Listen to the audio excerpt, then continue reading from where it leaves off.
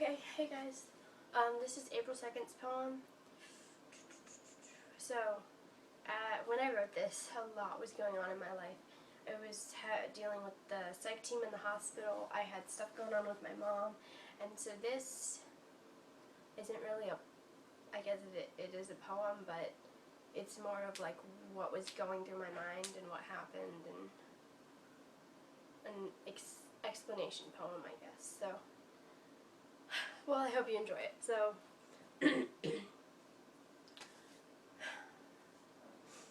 on telling the hospital psych team everything. She felt calm. She felt like she could breathe now, but she couldn't stop crying. It had been more than a long day. Confessions to the psychiatrist are one thing. Fights with mother are a whole nother spectrum. And I did both in the span of 3 hours. After a certain point, crying becomes exhausting, and then anything one does is debilitating. The routine became cry, sleep, wake up feeling still more tired, cry, sleep, etc. Sleep should rejuvenate you. It should be like you fall asleep, and when you wake up, boom, your health bar has been restored to full. I became too tired to do anything. I was too tired to cry, so I did this fake cry whine thing. It was not cute. The creepy psych lady blinked way too much and spoke in a British accent every third sentence and would shake her head like trying to move her bangs out of her face, but her bangs went straight across her forehead and never moved. After explaining to her that my body is like a balloon and sometimes the stress gets to be too much, and so the reason I cut is to let out a little air before I explode. She smiled and shook her head and said, "Sounds like you have a coping problem. A therapist would help you find a more positive coping exercise to practice." Then, "Yes, we call this major depression, and it's very common for people your age." And boom, a real diagnosis. What do I even do with that? Now I know that I'm officially fucked up, like in my chart, profiled, fucked up. And then there was Mom.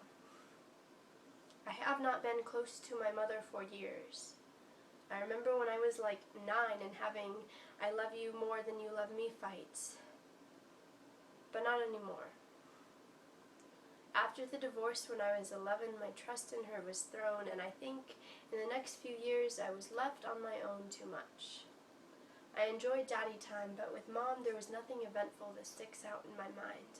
And I know, of course, she was busy with money stuff, and then it became my stepfather, and then all of us, including my 2 dumbass stepbrothers, moved up here to Decatur, and then the pregnancy, which led to my half-sister. Yeah, she was busy.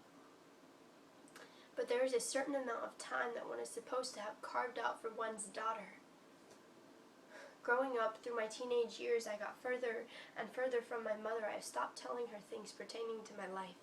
I stopped letting her in. I can't remember exactly when I stopped letting her in. I know it disappoints her, but hell, I seem to do that a lot these days. I had my first mental breakdown on my 13th birthday. Great year 13. Boy, do I miss those days. I still have breakdowns.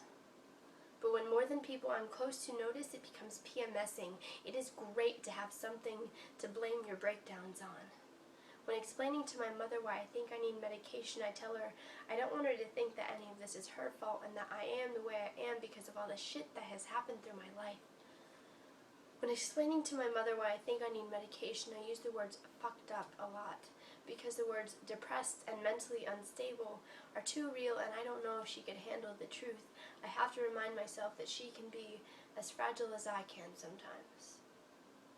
I tell her that I have only ever let 5 people into my life, and that each person has given me something different that I need, something that I looked for in my mother but I never got from her.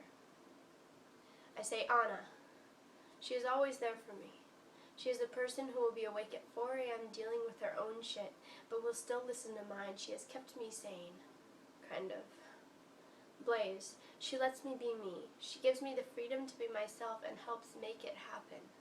Delaney. She would listen to anything I had to say. She was like another mom to me, someone who knew what was good for me and helped me through problems I was having. Sophie, she fucking gets me. She understands my pain and suffering, and we're both praying to motherfucking God that it will get better. I am not religious in the slightest way, but it makes it worth it because I know I'm not alone in feeling this.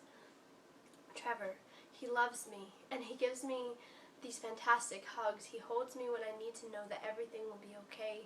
He makes me feel important. These 5 people have given me something I needed from my mother, needed but never got from my mother. And to think, one of them won't talk to me, and 3 of them are graduating next year. Honestly, I'm not looking forward to the future very much. I guess in all honesty, I just want you to know what I'm going through, Mom. And that I think medication and therapy would help me, and even if you don't agree, you should know that you do not know anything that is going on in my head right now. I stopped the flow. I cut it off. I know you're hurt, I'm sorry. I know you want to fix this, I'm sorry. I know you will blame yourself, I'm sorry, I never wanted that. It just felt like you knew a fake me, and this is the real me, take it or leave it. No, I don't want to fix our relationship. I've tried again and again, and it never works out. I do not have the energy to try and fix this anymore, so I'm working on me. Fixing me because I am so done with feeling completely broken all the time. I know you're hurt. I'm sorry. I know you want to fix this. I'm sorry. I know you will blame yourself. I'm sorry. I never wanted that.